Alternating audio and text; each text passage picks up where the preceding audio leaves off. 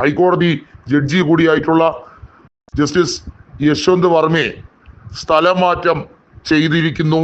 അദ്ദേഹത്തിന് അലഹബാദ് ഹൈക്കോടതിയിലേക്ക് മാറ്റിയിരിക്കുകയാണ്.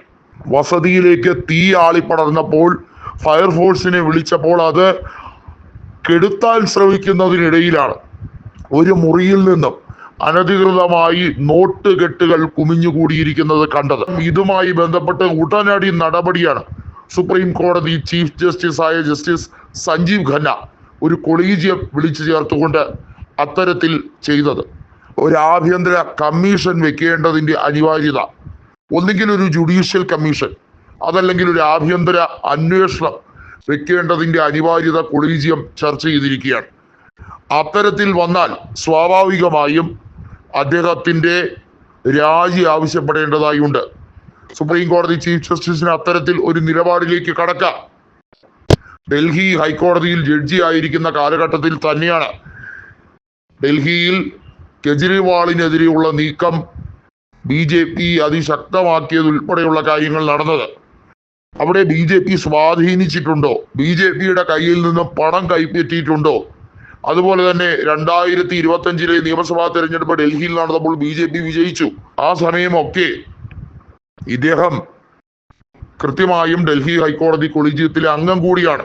അതായത് അദ്ദേഹം അതിൽ മൂന്നാമനാണ് എന്നുള്ളത് എടുത്തു പറയേണ്ട കാര്യമാണ്.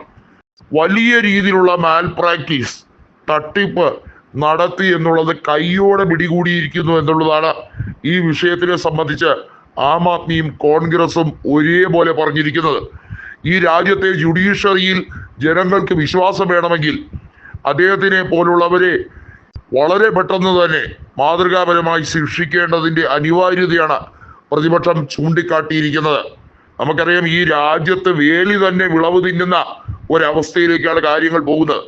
പൊതുമേഖലാ സ്ഥാപനങ്ങൾ മുഴുവനായി BJP സർക്കാർ വിറ്റുതൊലച്ച് അതിലെ പൈസയെടുത്ത് നിഴൽ കമ്പനികളിൽ കോർപ്പറേറ്റുകൾക്ക് വേണ്ടി ഒത്താശ ചെയ്തു കൊടുക്കുന്ന, നിരവധി ആളുകളെ സംരക്ഷിക്കാൻ വേണ്ടി ചെയ്തു കൊടുക്കുന്ന ഇത്തരത്തിലുള്ള പ്രത്യുപകാരങ്ങൾ ഉൾപ്പെടെ ഇപ്പോൾ അടിയന്തര ചർച്ചയായി വന്നിരിക്കുകയാണ്.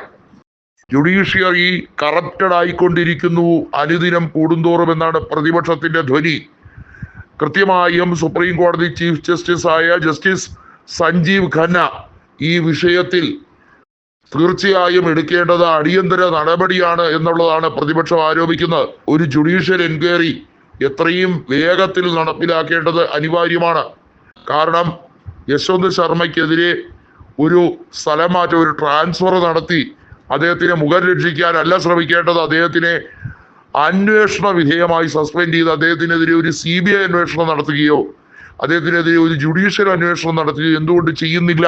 മാത്രമല്ല, ഒരു കൊളീജിയം, അതായത് സുപ്രീം കോടതിയിലെ ഒരു ജഡ്ജിയും ഹൈക്കോടതിയിലെ 2 ചീഫ് ജസ്റ്റിസുമാരും അടങ്ങുന്ന ഒരു കൊളീജിയം ഇതുമായി ബന്ധപ്പെട്ട് ഒന്നുകിൽ ഒരു ജുഡീഷ്യൽ കമ്മീഷനായി അതല്ലെങ്കിൽ ഒരു അന്വേഷണ കമ്മീഷന്റെ എല്ലാ അധികാരവും നൽകുന്ന രീതിയിൽ സുപ്രീം കോടതി ഒരു വിധി പുറപ്പെടുവിക്കണമെന്നാണ് രാജീവ് ഖന്നയോട് ഇപ്പോൾ കൊളീജിയം ആവശ്യപ്പെട്ടിരിക്കുന്നത്.